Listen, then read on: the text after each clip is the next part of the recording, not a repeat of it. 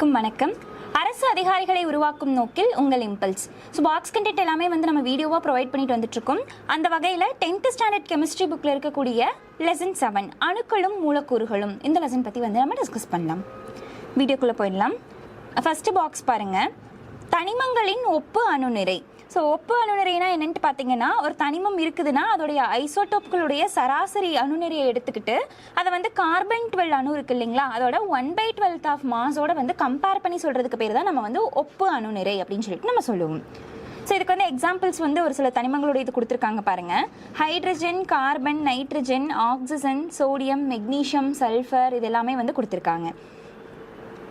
So இப்போ இந்த ஒப்பு அணுநிறை அப்படிங்கிறது ஒரு விகிதமாக இருக்குது. ஸோ விகிதமாக இருக்குது அப்படின்னா அது அந்த இடத்துல யூனிட் எதையும் வச்சு நம்மளால் சொல்ல முடியாது. அதனால் இதுக்கு எந்த அழகும் இல்லை. ஒருவேளை நம்ம அந்த அணுநிறையை கிராமில் சொல்கிற மாதிரி நம்ம வச்சுக்கிட்டோம்னா அப்போ அந்த இடத்துல கிராம் அணுநிறைன்னு அதுக்கு நம்ம நேம் சொல்லிக்கலாம் அப்படின்னு சொல்லியிருக்காங்க. ஸோ ஹைட்ரஜனுடைய கிராம் அணுநிறை 1 கிராம், கார்பன்னா 12, நைட்ரஜன் அப்படின்னா 14, ஆக்சிஜன் அப்படின்னா 16. சில தனிமங்களின் அணுநிறைகள். ஸோ ஒரு சில தனிமங்களுடைய அணுநிறைகள் கொடுத்துருக்காங்க பாருங்கள். அணுநிறைனா என்னென்னு பார்த்தீங்கன்னா சேம் அதே மாதிரி தான். என்னென்னா ஒரு தனிமத்தின் சராசரி அணுநிறை என்பது இயற்கையில் கிடைக்கக்கூடிய கணக்கிடப்பட்ட ஐசோடோப்களின் சராசரி நிறையை குறிப்பது ஆகும். ஒரு தனிமம் இருக்குதுன்னா அதோடைய ஐசோடோப்ஸ்கள் இருக்கும் இல்லைங்களா. ஸோ நம்ம ஐசோடோப்னா என்ன, ஐசோபார்னா என்ன, ஐசோட்டோன் இது எல்லாமே நம்ம ப்ரீவியஸ் வீடியோவில் டிஸ்கஸ் பண்ணியிருக்கோம். ஸோ இதை பற்றின கிளாரிட்டி இன்னும் வேணும்னு நீங்கள் நினச்சிங்கன்னா முன்னாடி வீடியோவை பார்த்துட்டு கூட இதுக்கு வரலாம். ஸோ அப்போ அந்த ஐசோடோப் இருக்கு இல்லைங்களா, அந்த ஐசோடோப்களுடைய சராசரி அணுநிறையை எடுத்துக்கிட்டு அதை நம்ம சொல்கிறதுக்கு பேர் தான் என்னன்னு சொல்லுவோம்னா தனிமங்களின் சராசரி அணுநிறை அப்படின்னு சொல்லுவோம். ஸோ ஹீலியம், ஹைட்ரஜனுக்கு பாருங்கள் 1.008, ஹீலியம், லித்தியம், பெர்லியம், போரான்னு சொல்லிட்டு ஒரு சில எக்ஸாம்பிள்ஸ் நமக்கு ஸ்கூல் புக்லேயே கொடுத்துருக்காங்க. அடுத்தது மூலக்கூறுகளின் வகைப்பாடுகள். ஸோ அணுக்கட்டு எண் அப்படின்னா என்னன்னு பார்த்தீங்கன்னா, ஒரு மாலிகுல், ஒரு மூலக்கூறு இருக்குதுன்னா, ஒரு தனிமம் இருக்குதுன்னா அது எப்படி நேச்சுரலாக கிடைக்கும் போதே எப்படி கிடைக்குது அப்படின்றத சொல்கிறதுக்கு பேர் தான் நம்ம அணுக்கட்டு எண் அப்படின்னு சொல்லுவோம். அதாவது மாலிகூல்ஸில் இருக்கக்கூடிய அந்த அணுக்களுடைய எண்ணிக்கை. இப்போ ஆக்சிஜன் இருக்குதுன்னு வைங்களேன், அது நேச்சுரலாக ஃப்ரீ ஸ்டேட்டில் அவைலபிளான்னு கேட்டால் கண்டிப்பாக இல்லை. அது கிடைச்சாவே 2 ஆக்சிஜன் சேர்ந்து தான் கிடைக்கும். ஸோ அதனால் நம்ம O2 அப்படின்னு சொல்லிட்டு தான் அதை போடுவோம். ஸோ இது என்ன அர்த்தம்னா, அந்த இடத்துல ஆக்சிஜன் கிடைச்சா 2 ஆக்சிஜன் ஒன்னா சேர்ந்து ஒரு மாலிகுலா தான் கிடைக்கும் அப்படின்னு சொல்லிட்டு அர்த்தம். அப்படி நம்ம கீழே ரெப்ரசென்ட் பண்ற அந்த நம்பருக்கு பேர் தான் நம்ம அணுக்கட்டு எண் அப்படின்னு சொல்லிட்டு சொல்லுவோம். ஸோ ஒரு அணுக்கட்டு எண்ணா அதுல ஒரு எலக்ட்ரான், ஒரு அணுக்கள் இருக்கும், 2னா 2, 3னா 3, அந்த மாதிரி அந்த அணுக்கட்டு எண்ணில் அந்தந்த அணுக்கள் இருக்கும். 3க்கு மேலே போச்சுன்னா பல அணு அப்படின்னு சொல்லிட்டு சொல்லுவோம். ஓரணு, ஈரணு, மூவணு, 3க்கு மேலே போயிடுச்சுன்னா பல அணு அப்படின்னு சொல்லிட்டு சொல்றோம் இல்லைங்களா. ஸோ இப்போ நேம் சொல்கிறதும், இப்போ நான் H2 சொல்லணும்னு வைங்களேன், H2ங்கிறது ஒரே அணு இல்லைங்களா, அப்போ ஒத்த ஈரணு மூலக்கூறுன்னு சொல்லலாம். ஸோ இது ஒரு மூலக்கூறு, இதில் எத்தனை அணு இருக்குதுன்னா 2 அணு இருக்குது. எத்தனை வகை அணுனா ஒரே ஒரு வகை, ஹைட்ரஜன்கிறது ஒரு வகை. அப்போ நான் ஒத்த ஈரணு மூலக்கூறு அப்படின்னு சொல்லலாம். இதுவே CO2 எடுத்துக்கிறேன்னு வைங்களேன், இது ஒரு மூலக்கூறு, இதில் எத்தனை அணு இருக்குது, ஆக்சிஜன் 2, கார்பன் 1, 3 இருக்குங்களா.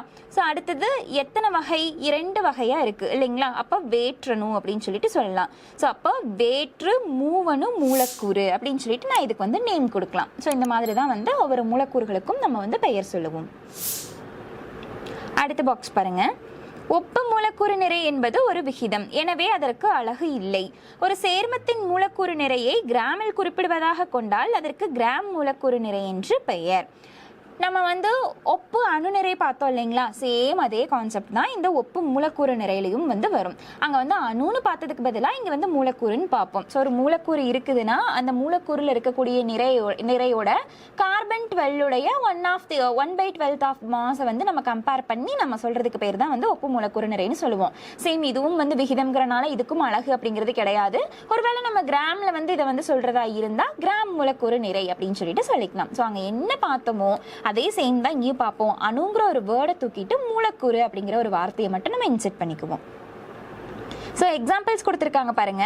நீரின் கிராம் மூலக்கூறு நிறை H2O, அதோட கிராம் மூலக்கூறு நிறை என்னன்னு பார்த்தீங்கன்னா 18 கிராம்.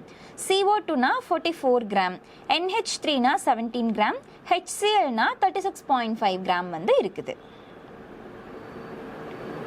அடுத்து பாருங்க, அணுக்கள் மற்றும் மூலக்கூறுகளுக்கு இடையேயான வேறுபாடு. ஸோ அணுனா ஒரு தனிமத்தின் மிகச்சிறிய பகுதி தான் அணு அப்படின்னு சொல்லிட்டு நம்ம சொல்லுவோம். இதுவே மூலக்கூறுனா தனிமம் அல்லது சேர்மத்தின் மிகச்சிறிய பகுதி மூலக்கூறு அப்படின்னு சொல்லிட்டு சொல்லுவோம் இல்லைங்களா? ஏன்னா நம்ம ஆல்ரெடி தனிமம்னா என்ன, சேர்மம்னா என்ன அப்படின்னு சொல்லிட்டு நம்ம பார்த்துருக்கோம். ஸோ அப்போ தனிமம் சேர்மம் எல்லாத்துக்குமே வந்து அடிப்படை என்ன, ஒரு மூலக்கூறு தான் இல்லைங்களா? ஸோ அதனால மிகச்சிறிய பகுதி மூலக்கூறுன்னு சொல்லி கொடுத்துருக்காங்க.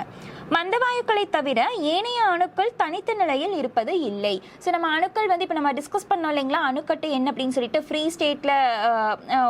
ஸ்டேட்டில் கிடைக்காத ஆக்சிஜன் கிடைச்சா 2 தான் கிடைக்கும். ஸோ அதனால அதோட அட்டாமிசிட்டி நம்பர் அணுக்கட்டு என்கிறது 2 அப்படின்னு சொல்லிட்டு நம்ம சொன்னோம் இல்லைங்களா. அந்த மாதிரி எல்லா அணுக்களுமே எப்படி தான் இருக்கும்னு பார்த்தீங்கன்னா சேர்ந்து அந்த மாதிரி மூலக்கூறு ஃபார்மேட்டில் தான் வந்து கிடைக்கும். பட் என்னன்னு பார்த்தீங்கன்னா மந்தவாயுக்கள் மட்டும் ஒரே ஒரு தனித்த அணுவாக வந்து நமக்கு கிடைக்கும். இங்க மூலக்கூறுகள் எல்லாமே தனித்த நிலையில் வந்து இருக்கும். மந்தவாயுக்களை தவிர ஏனைய அணுக்கள் வந்து வினைதிறன் மிக்கவையா இருக்கு. ஸோ மந்தவாயு மட்டும்தான் வந்து வினைதிறன் கம்மி, மற்ற எல்லாருமே வந்து வினைதிறன் அதிகமாக தான் இருக்காங்க. ஆனால் மூலக்கூறுகள் எல்லாமே வந்து வினைதிறன் குறைந்தவையா வந்து இருக்கும். அணுக்களில் வேதிப்பிணைப்புகள் இல்லை. ஸோ அணுக்களுக்கு இடையே வந்து வேதிப்பிணைப்பு இருக்கான்னு கேட்டால் இல்லை. ஆனால் மூலக்கூறுகளுக்கு நடுவில் கண்டிப்பாக வேதிப்பிணைப்புகள் அப்படிங்கிறது இருக்குது. ஸோ இந்த டிஃப்ரென்ஸ் நல்லா பார்த்து வச்சுக்கோங்க. அதே மாதிரி இந்த கிராம் மூலக்கூறு நிறைய இருக்குது இல்லைங்களா, இதையும் வந்து நல்லா பார்த்துக்கணும். ஏன்னா மேட்ச் தி ஃபாலோயிங்கில் கேட்கறதுக்கான சான்சஸ் வந்து இதில் இருக்குது. ஸோ இந்த மாதிரி மோர் இன்ஃபர்மேட்டிவ் வீடியோஸ் நாங்கள் கண்டினியூஸாக அப்லோட் பண்ணிக்கிட்டே இருப்போம். இதை பற்றின டீட்டெயில்ஸ் தெரிஞ்சுக்கிறதுக்கு இம்பல்ஸ் டிஎன்பிஎஸ்சி அப்படிங்கிற டெலிகிராம் சேனலை ஃபாலோ பண்ணிக்கோங்க. அண்ட் இம்பல்ஸ் கோச்சிங் இன்ஸ்டியூட் அப்படிங்கிற யூடியூப் சேனலை சப்ஸ்கிரைப் பண்ணிக்கோங்க. Thank you all.